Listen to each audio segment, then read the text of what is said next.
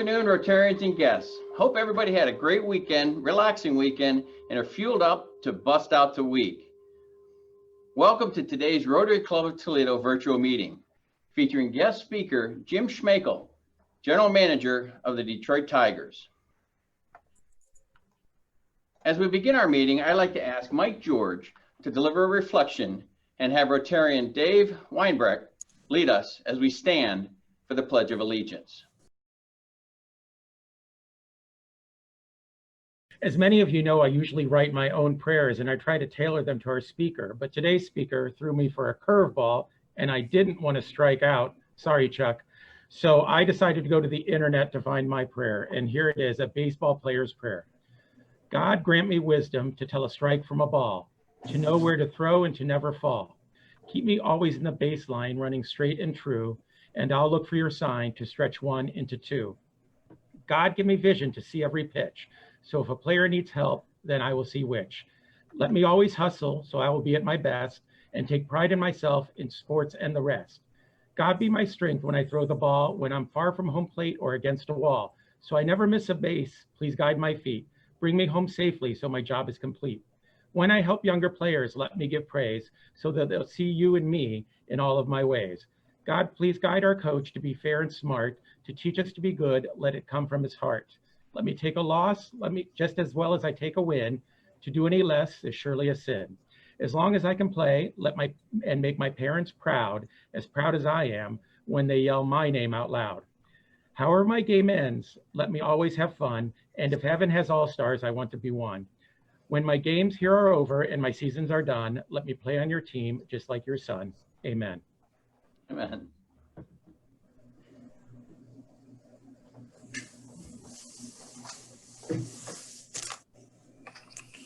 All right, everybody, here we go. I pledge allegiance to the flag of the United States of America and to the republic for which it stands, one nation, under God, indivisible, with liberty and justice for all.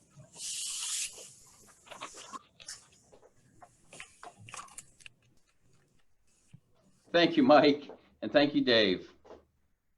Also, I'd like to thank and acknowledge DMC Technology Group as our October weekly meeting sponsor. Thank you, Rotarian Pat Sheehan. A couple of quick updates. I just want to remind everybody to register for the district polio event on October 18th. First, you need to register at rotarydistrict6600.org/kitchen party. Then you need to order your dinner at Walt Churchill's Market for pickup on Sunday, October 18th. See the flyer in today's meeting reminder. There's also a virtual meeting. Basically, the chef is going to come on and show everybody how to prepare the meal, and that's at 3 to 4 on Sunday the 18th. And man, it's quite a meal. I took a peek today at the recipes. It includes fresh salmon from Boston, parsnips and leeks, apple slaw, an apple crepe for dessert. I don't think I need to say any more about this dinner. Please register first. Also, FAC met last Friday to approve grants for donations to several local 501c3s, 501cs.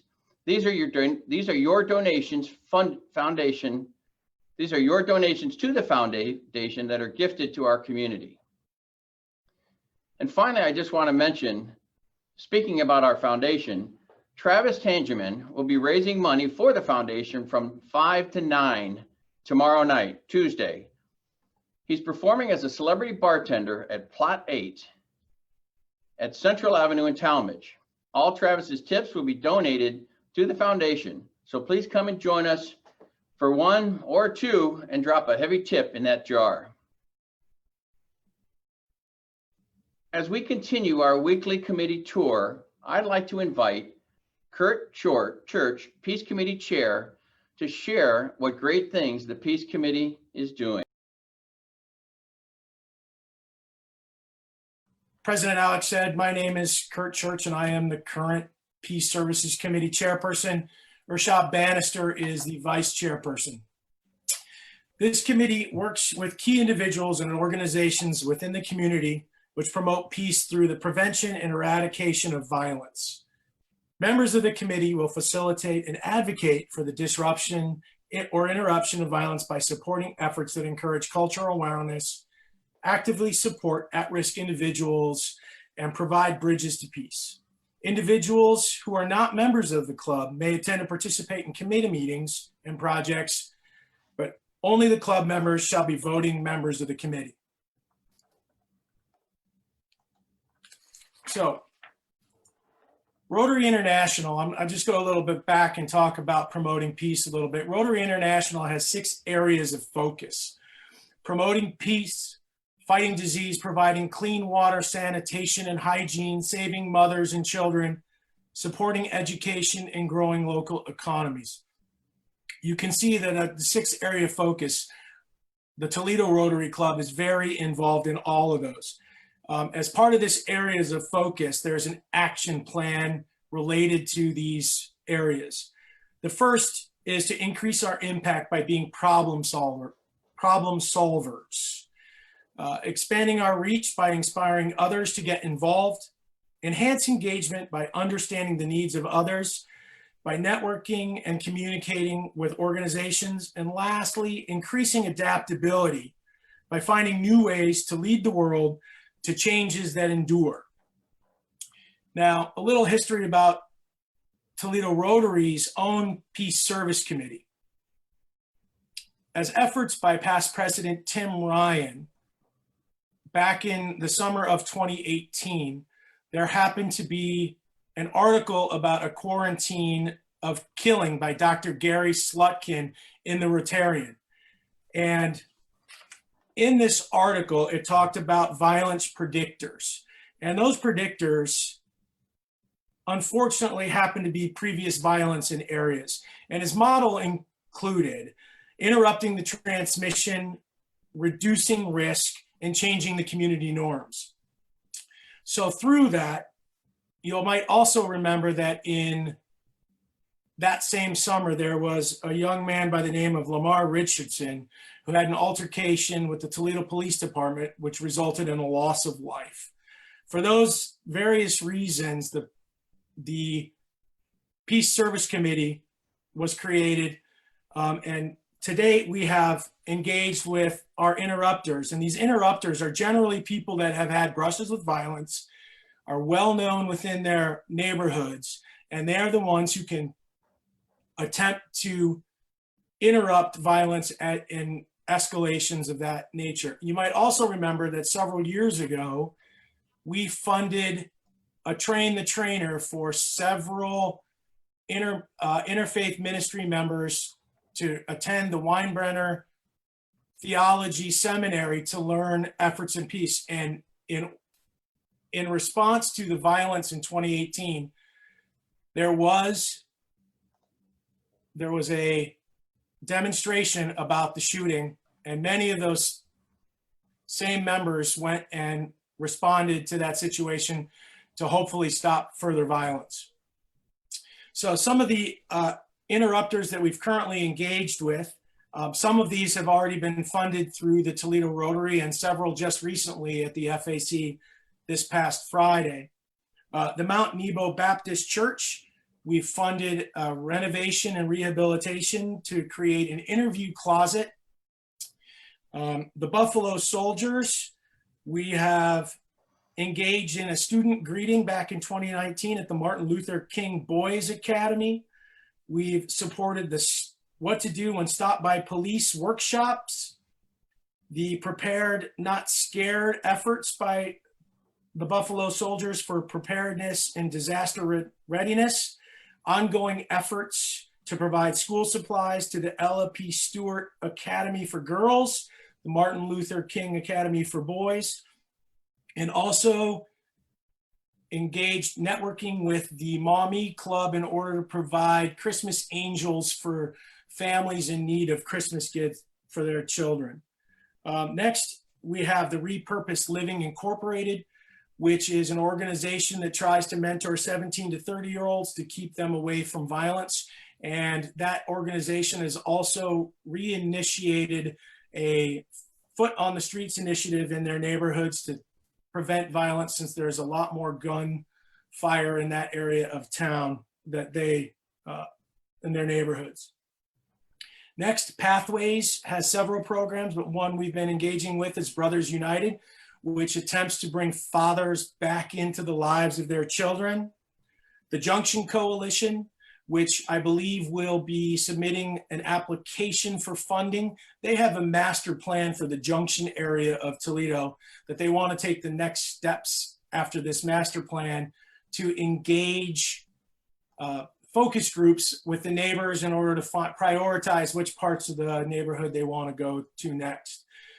This past Friday, the Women of Toledo was recommended for approval funding for their Women of Color Networking Initiative. Nostra Yenta, which is attempting to create, also this past Friday, recommended for approval by FAC, attempting to create a food pantry in a Lutheran church in the Hispanic area of Toledo to renovate and provide this food pantry. And lastly, of course, the Toledo Police Department. So moving forward, the committee continues to want to support the interrupter organizations in our community. This past Monday, the committee had a meeting in which they approve service projects to further the interview closet at Mount Nebo Baptist Church. And you'll probably hear from me about logistics and timing. They're looking for gently used men's and women's business clothing so that those going for an interview might be able to look their best. And then in a collaboration with the Toledo Police Department, Let's Build Beds and Toledo Rotary will be looking for donations of bedding, pillows, comforters, and sheets to build beds for children who don't have their own bed in their homes. And then lastly, the committee is going to look to partner with other organizations for mentoring opportunities for members of Toledo Rotary to mentor at-risk youth. So there's a little tour of the Peace Committee. Thanks for listening, and back to you, President Alex. Thank you, Kurt, for the tour. Court and torch, come on. Thank you, Kurt, there you for go. the tour. Hey, would somebody mute him, please? Thank you, Kurt, for the tour of the Peace Committee, and I hope this has inspired some of you to join this committee or any other of our committees. And now to introduce a new member is Brent Kuzno. President Alex and my fellow Rotarians, it is with pleasure that I introduce Adam Levine as a new member of the club. Adam is the Edward Drummond and Florence Scott Libby director at the Toledo Museum of Art, and he returned from in April from the Coomer Museum of Art and Gardens in Jacksonville, Florida, where he was the director and chief executive officer. He told me that TMA is where he really wanted to be, and he's extremely happy to be back in Toledo. And for the first time in his life, he really feels settled and at home. While in Jacksonville, Adam raised more than $11 million and increased attendance by 20%, a great record in a fairly short time for him. Prior to his post at the Coomer Museum, which began in 2018, he served in several roles at TMA beginning in 2013, which is about the time we met. Most recently as Deputy Director and Curator of Ancient Art. Adam graduated summa cum laude and Phi Beta Capita from Dartmouth, where he majored in, get this, anthropology, art history, and mathematics and social science. Great background. He continued his studies as a Rhodes Scholar at the University of Oxford, where he graduated with a Doctor of Philosophy. He publishes widely and is a frequent speaker on topics ranging from ancient art and interpretive strategies to museum and management practices. On the personal side, which is probably most important, Adam lives in Toledo with his fiancee, Brooke, and 7-year-old Chase, who's a second grader at Maumee Valley Country Day School. When asked about hobbies, he recently said, "My hobbies, alas, is work, basically. That's one hobby at this stage in his life." But most surprisingly, many people are kind of raising their eyebrows when they hear that he was a Golden Gloves boxer and boxed for Oxford while there. So please extend a very warm Rotary welcome to my friend and all of our friends, Adam Levine.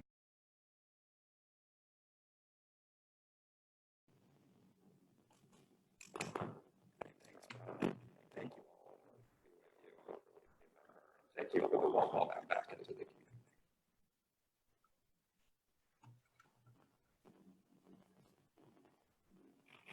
Welcome, Adam. You are now a member of an organization with over 1.2 million members worldwide. We look forward to your leadership involvement. And here to introduce today's speaker is past President Chuck Mann.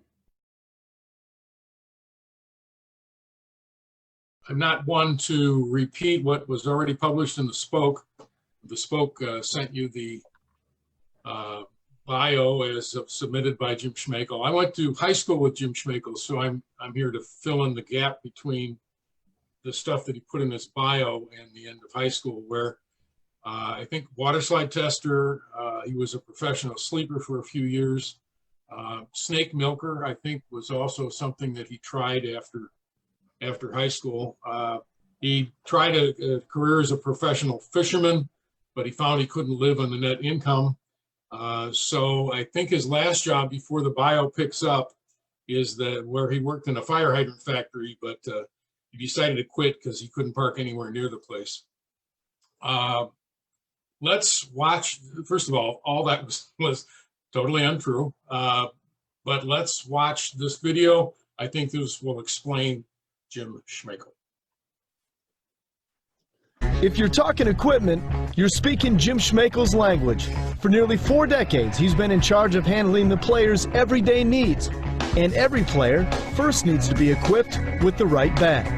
The ball club buys all the bats for all the players, and there's 34 different bat companies. We probably use 8 of them, constantly ordering 6 or a dozen bats for everybody, sort of a flow. So the bats are very expensive. They're like $100 a piece. I'm really going to age myself now. I think they were $7 a piece when I first started. So they'll tell me when they're running low. I'll say, hey, can I order you some bats? They go, no, not yet. They know what they got. They know it's their tool to success, so they keep a close eye on it. That may sound like a lot, but it's nothing compared to the number of baseballs needed for every game. I could tell you exactly how many balls we've used for every game this year on the field. Last year, I think we averaged 113 game-used balls. And this year, we're like around 120 for whatever reason.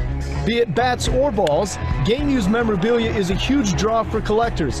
The Tigers have an MLB authenticator in the dugout every home game, keeping close tabs on Miguel Cabrera's pursuit of 500 career homers. Whoa, that was in Miggy's sweet spot, way back, and that ball is gone. And Miggy's collecting it in concert with the Detroit Tigers, all his home run bats.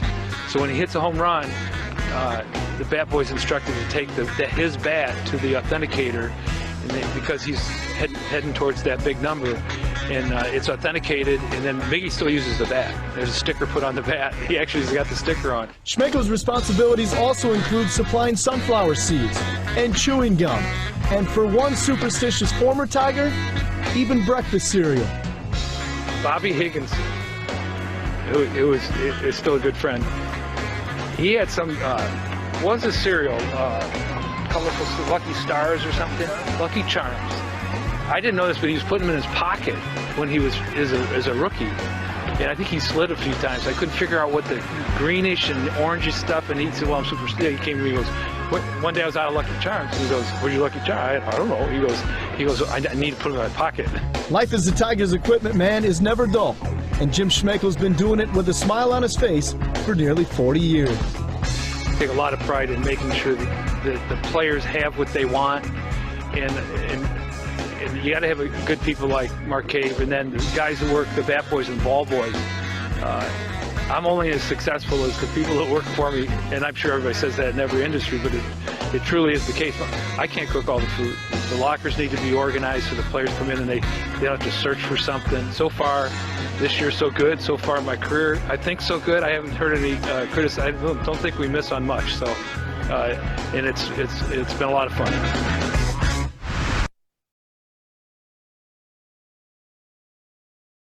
Thank you very much. I want to thank Chuck for inviting me to the Rotary to speak to you, to your group, and picking up a few things. I took some notes.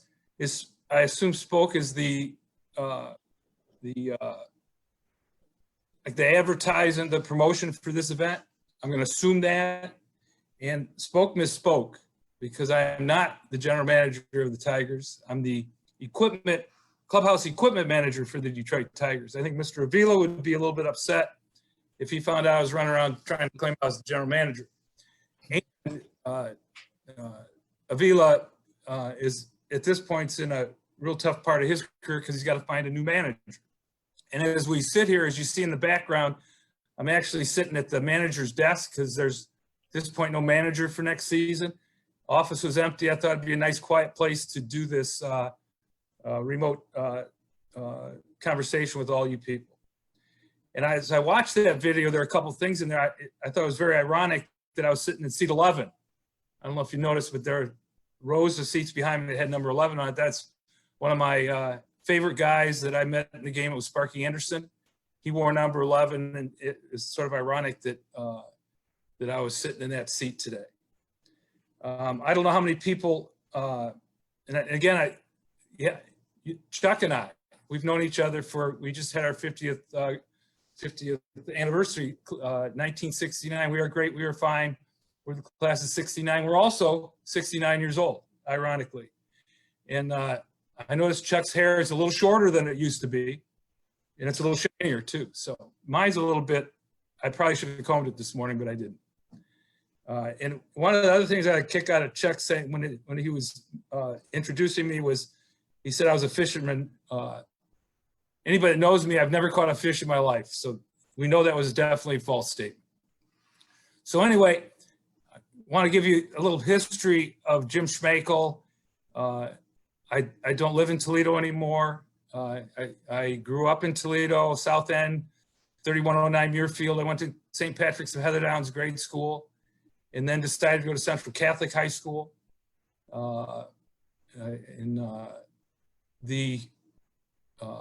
It was a little bit of distance back then. There were 500 in our class, and I think there were 6 from St. Patrick's of Heatherdown's that attended Central Catholic at that point in time. I always like to give a little, I don't know how many people in here besides Chuck and I graduated from Central Catholic, but I'm a big Central Catholic booster, even from 100 miles away. My older brother started us going there, Jeff Schmakel. He worked for Lens Crafters for many years, then had his own private practice. He's now retired. He started us there.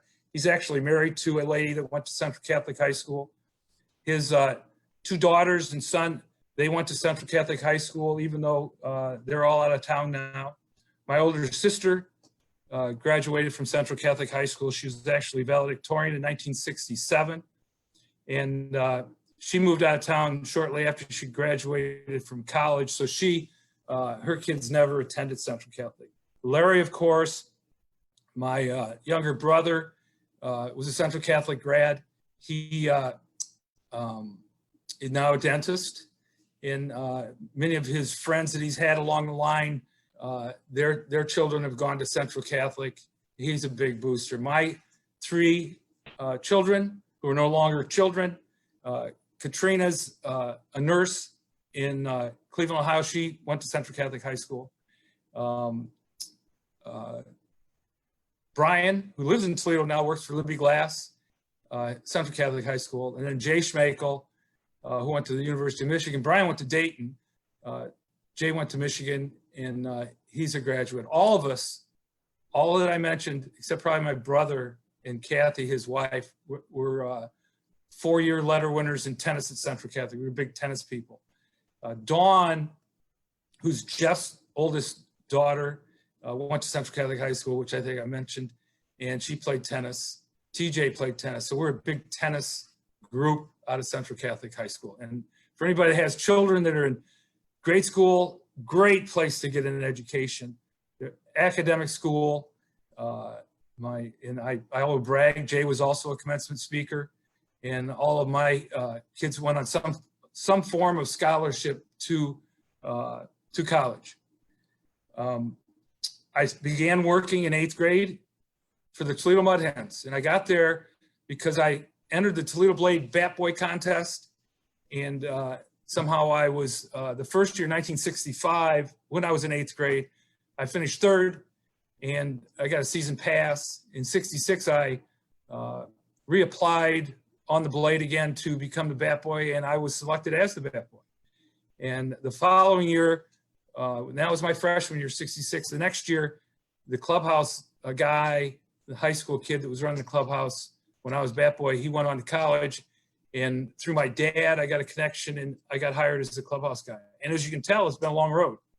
I think 67, well, 66, I was the Bat Boy. 65, I was running around the fields, goofing off during the games. I think it's 55 years now or something. It's been a long run in baseball. It's been a great run. It's anybody that's associated with athletics knows you get to meet a lot of different, important, some not so important people, but you get to do things that a lot of other people don't get to do. I actually had lunch one year in the Oval Office when Ronald Reagan was president, and at that time vice president was George Bush. He came in and had lunch with us.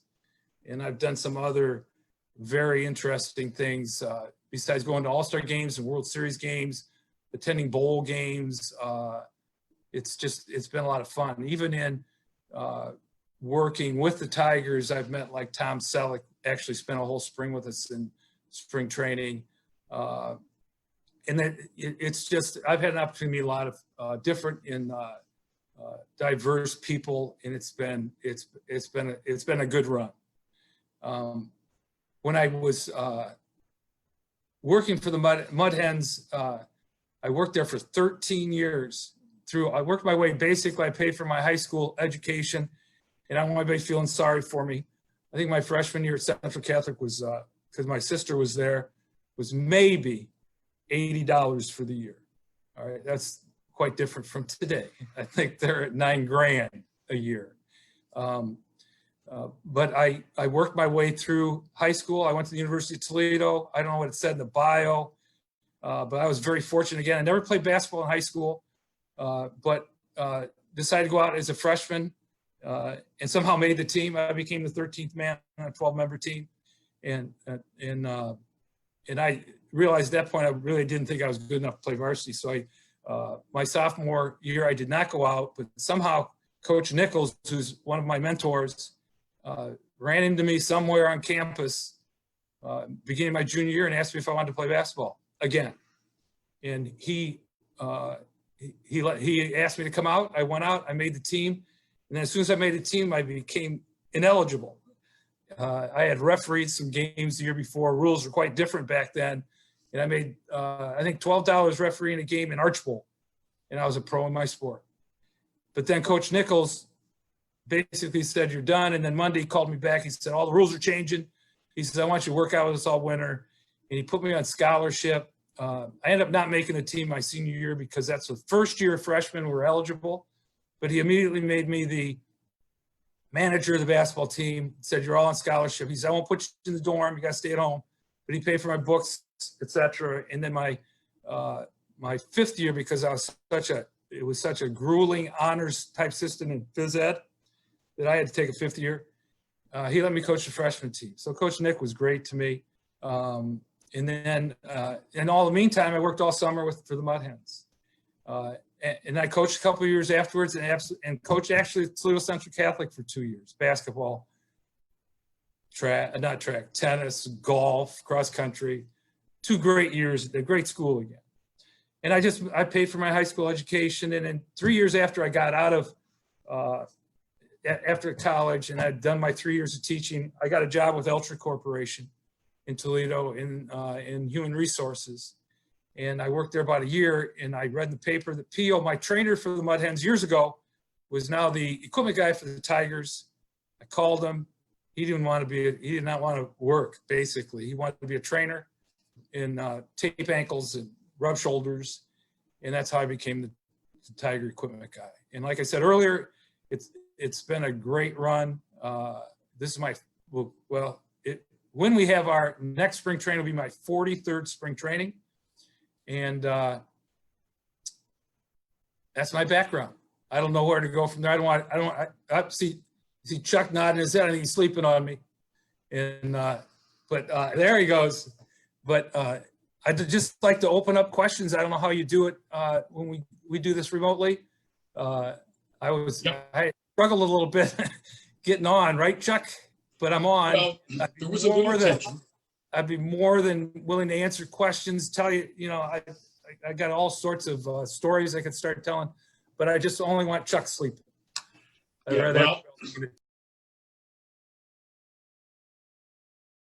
Kick it off. Jim Leland had some superstitions. Can you tell us about Jim Leland's superstition? Well, you might have to tell me, because all I know is I really shouldn't say this. He's gonna get mad at me. He's not on. Jim, you're not on, are you? Father Leland, are you on? Larry Leland, are you on? The only thing that I don't call it a superstition, but I still have in my briefcase Marlboros. Whenever he back, I was ready and able, because that settled him down. That settled him down to have a cigarette. Now, I've never smoked a cigarette in my life, but I'm trying to think what superstitions he might have. The other one that I heard about when doing a little research about this was that he swore that he wouldn't change his underwear because if he changed his underwear, they would lose. And therefore, everyone had strict instructions not to touch anything when they change clothes. Is that true? Or here we are talking about. It might have been back in the years when he was drinking. He was sobered up, which he is now, and has been for many, many, many, many years. He never instructed me to do that. Oh, okay, all right. And I do want to give, since he brought Leland up, now I'll try to be real short on this story, but years ago I moved out of my house on Thompson Road in Perrysburg. And I went through a big box of stuff, and I found some old CYO, like I said, I didn't play high school basketball, I had some CYO stuff and church league basketball stuff. And I came across 2 scorecards, in perfect shape. I used to coach the team with my buddies, college buddies. And I opened one up, and there was Leland's name playing for Maumee St. Joe, and I was playing for St. Catherine's. And I made sure I framed them, and I hung them in the clubhouse because, and this was 1971. I opened it up maybe 5 years ago. I found it 5 years ago. No, longer than that. Jim's been gone. It was probably mid-2000s. And I made sure I pointed out to him, there's Schmakel, 23 points. There's Leland, 2. Because he bragged about how great a basketball player he was. So that's my Leland story. But he was great guy to work for. Good family man. He was attentive to not only the players, but everybody that worked within the system, whether it was the video guys, the trainers, me. And longtime friend, as you can tell, longtime friend, because I met him in the late 60s and early 70s. He got a job to pay a lot more than I did but we had a great time while he was here. I think he was here 6 or 7 years. So Jim, thank you very much for joining us today. If anyone would like to ask a question, feel free to click the raise hand button that's underneath the participants tab. You mentioned Sparky Anderson earlier. I grew up down in the Dayton area, and Sparky was with the Reds back then and always was my absolute idol. What was he like? Well, first of all, he captained that Big Red Machine. And ironically, I'm really dating myself now, but I was here working for the Tigers as the clubhouse guy before he joined us. He joined us in May of '79. That was my first full year with the Tigers. And I actually preceded his first day of work. He was not quiet. He was a chirper. He always had a story to tell. He loved entertaining the media. And I think he did a lot of that just to get the media away from his players. because he always made sure he had a press conference, you know, like at 3 o'clock and then a press conference. And I think he did a lot of that to take the heat off his players. And his players, when he first joined us, were just young guys like, you know, Jack Morris and Trammell and Alan Trammell, Lou Whitaker, Dan Petrie. And he didn't want them doing or saying anything that might cause any type of scrutiny. The other, one of his other stories, when he first came in, and I was a rookie, so I didn't know, you know, how to treat these big leaguers, but the players are really sloppy, and they would throw their clothes all over the floor. And about a week after he was there, he gave me one of these. Come here. And he goes, "This is going to stop. You're going to go buy 5 garbage cans." He goes, "There's going to be one for uniforms, one for towels, one for underwear." Goes back to Chuck's underwear, and the towels and sleeves. And he said, and if they don't put them in there, you don't wash them. You just put them back to the bottom of their locker, make them hang their stuff up. And I did do that.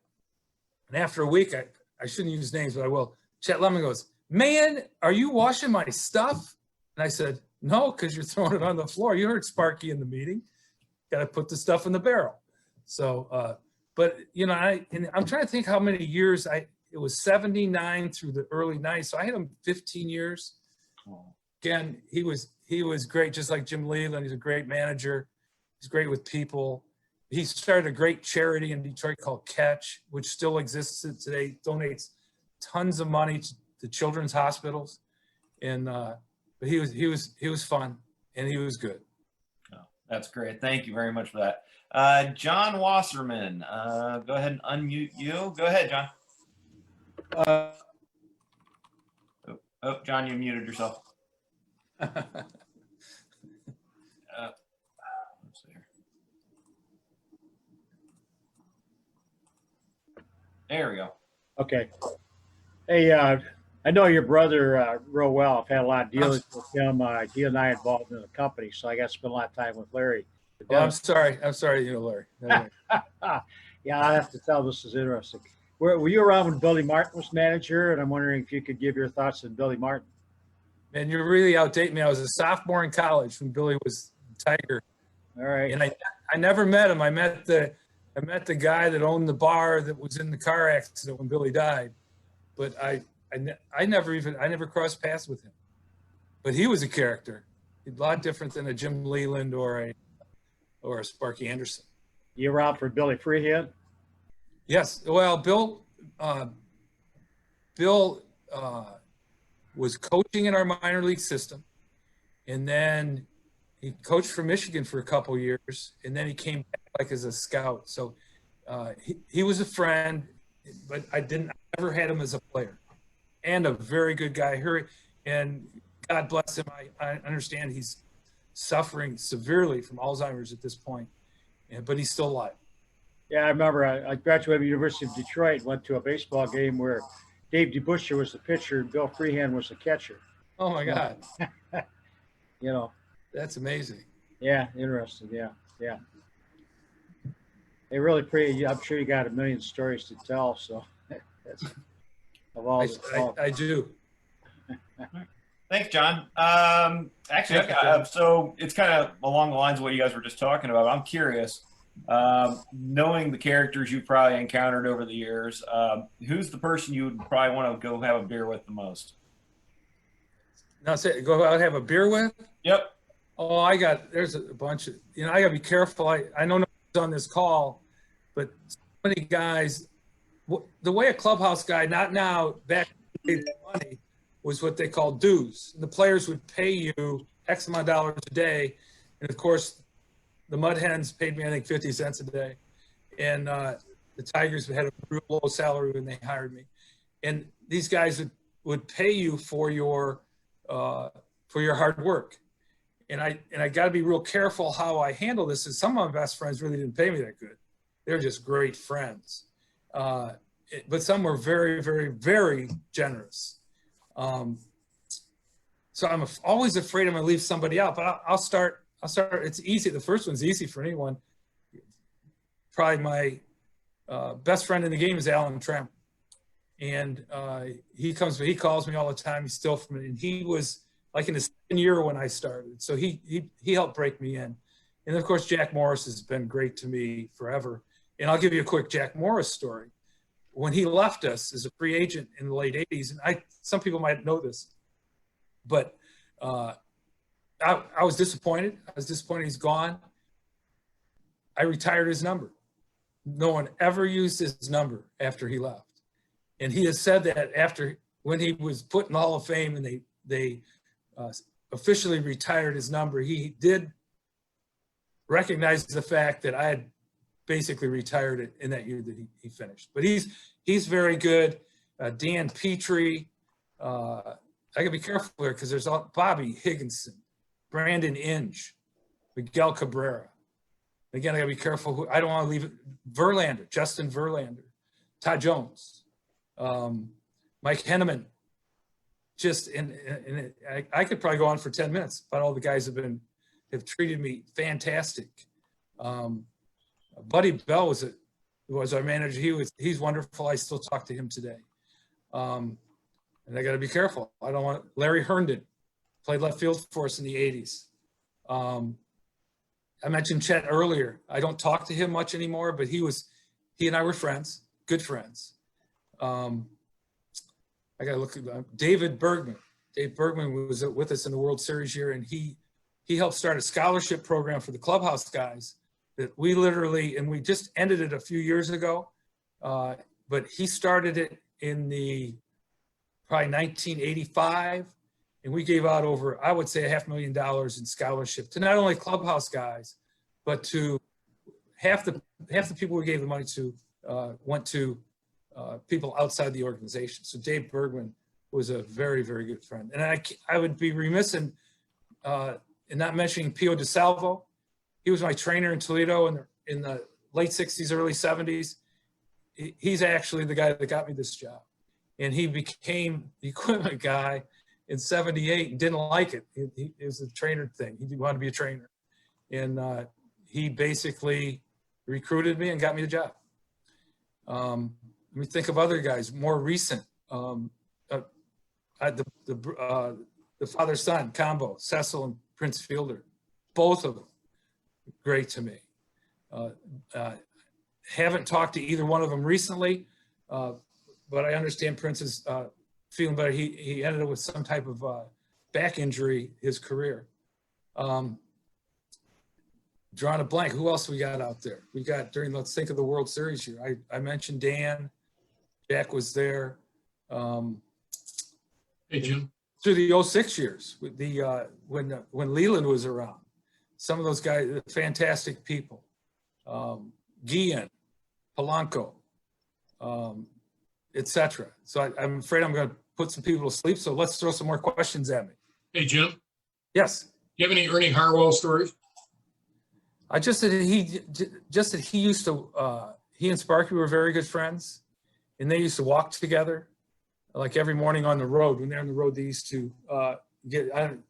I didn't travel until the 90s, so I was not on many road trips back in the day. But the understanding was they were very good friends, and they would. I don't think they went to breakfast, but they go for like a mile or 2-mile walk every day. Loved his little spiel he used to have. When he retired, he came in the clubhouse and said it. I don't know, and someone out there might remember it, but he had a little thing he used to say every time he gave a speech about baseball, and it was incredible. But he was real quiet. Today a lot of the sportscasters, newsmen like to have their face in front and their voice out there real loud and clear. He was very humble. He was very religious, and he was a kind man. What about Kirk Gibson? Oh, how could I leave Kirk out? Kirk. I'm going to let him know. Oh no, don't do that. He's a football guy. Remember, Kirk was a unique person. He was a football player in a baseball uniform, and he just, as the way he played, anybody that saw him and admired him. First of all, he's the fastest man I've ever seen. He could go from first to home plate in like 8 steps. He had such a large stride. Anybody watched him play football at Michigan State, they said when he was recruited, when they did all the tests on him, when the NFL was interested in him, he was like the fastest guy in the country. He was loud.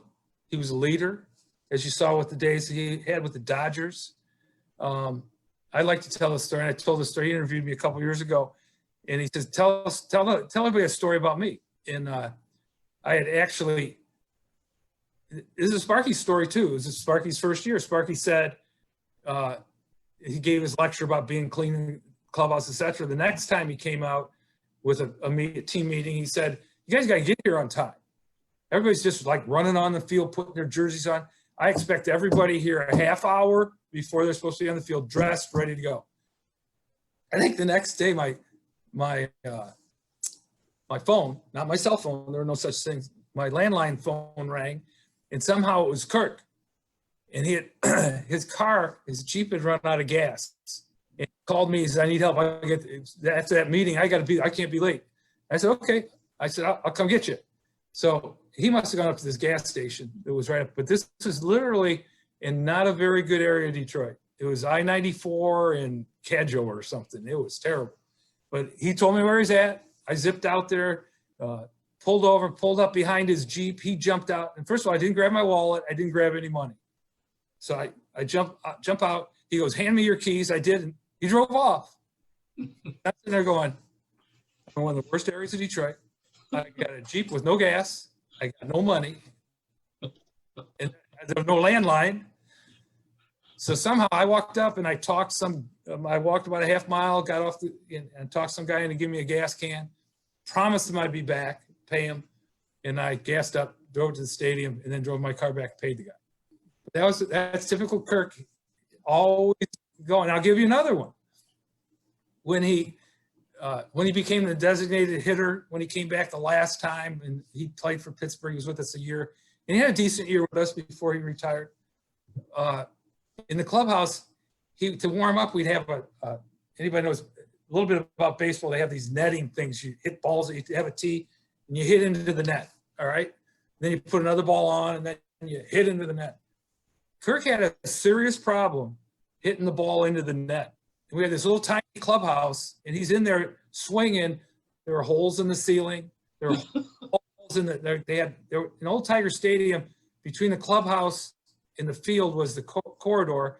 In the old days, they had glass windows in. Well, they boarded him up. Well, he's hitting the boards, sending them through the boards. But he wasn't very good off the tee. And then I'll finish the Kirk Gibson story. Towards the end of his career again, he would hit in there, and then every once in a while, like once every 3 weeks, he'd go, I'm going up top.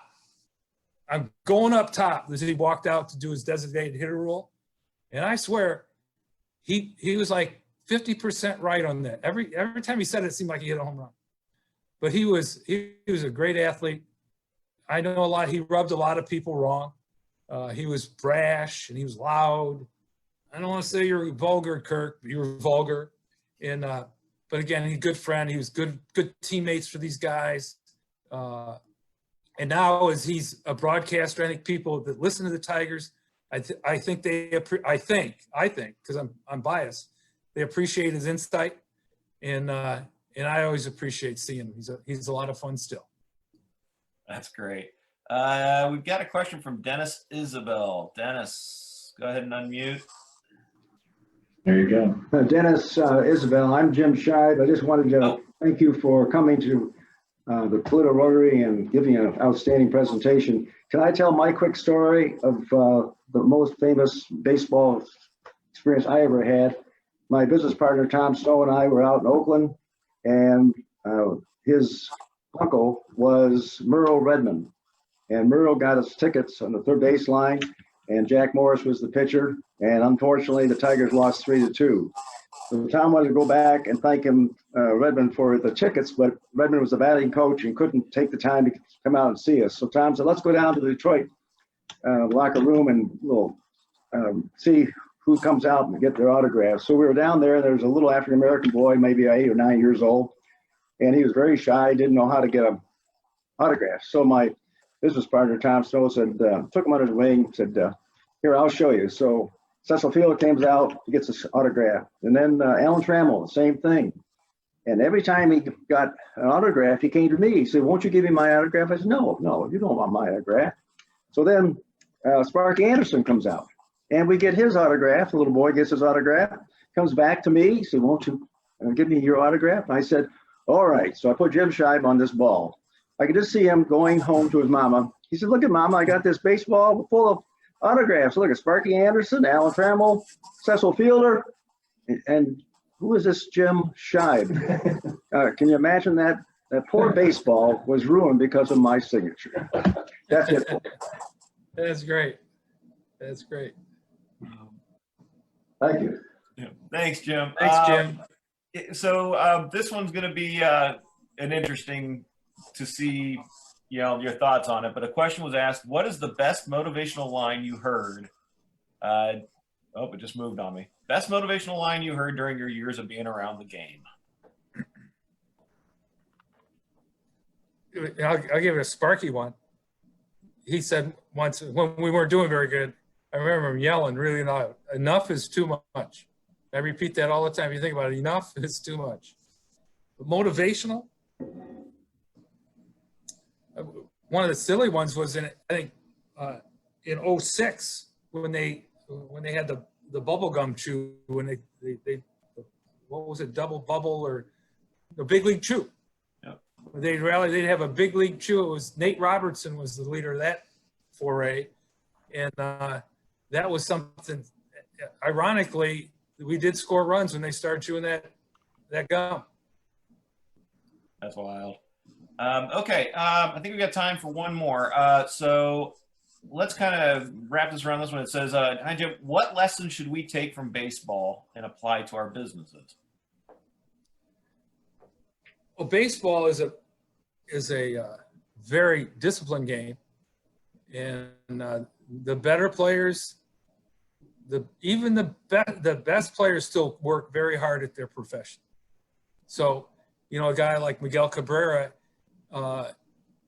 he wasn't hurt this year. He played pretty good this year, but you know, we only played 60 games. But he's always working at his game. And when Alan was around as a shortstop, you know, he was out early, you know, taking ground balls, doing all that kind of stuff. And then in the winter, they make sure they take care of themselves. And you know, just like in business, it's a year-round thing. You got to be dedicated. You got to be disciplined.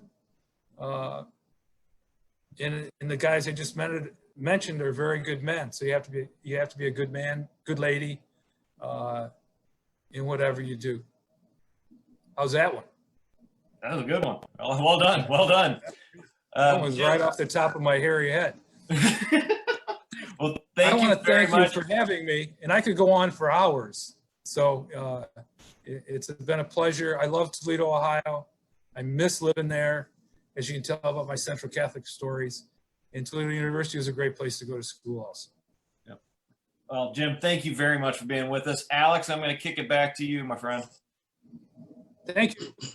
Thanks, Alex. Tim, thank you very much for a fun, enlightening conversation, presentation. Really, really enjoyed your talk today. As our gift to you, we will be sending you Historical Tales of Toledo, authored by past President Clint Mock, and this will be coming within the next several weeks. We will also make a donation to the Polio Plus Fund in your name. Thank you again, Jim, for joining us. Thank you. Next Monday, October 12th, there is no meeting. Our next meeting is October 19th. Keith Burris, the election and the press.